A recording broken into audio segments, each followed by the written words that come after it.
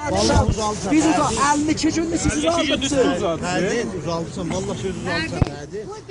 Söz uzatma. Görmem nedir? O zaçım salimet hallolar zorundan olmaz. Söze bak. Ben sözüme bak. Yok. Benim sözüme bak. Diyeceğiz bakalım sözde. Ben diyem bakla. Özür bir katma. Cemenden bakın. Niye gerek bakalım sözde? Bakasın da. Niye gerek var? O gerek oradan yaranır. Ben bakım senin sözüme. Yok bak. Sen de sana sözüne bak. Bakasan gerek. Memlekette sağlık var, kanun var. Söz uzatma. Ben bu sözü sağlığına deyirəm. Büyüyanı burada fürsətdə versən.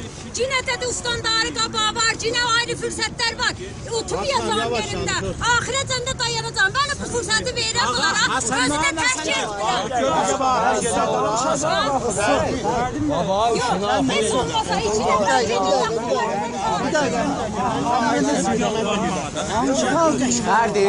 Verdin.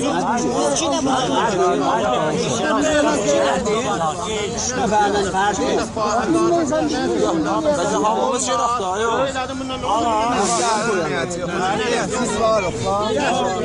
Amire inanmıram koyarlar.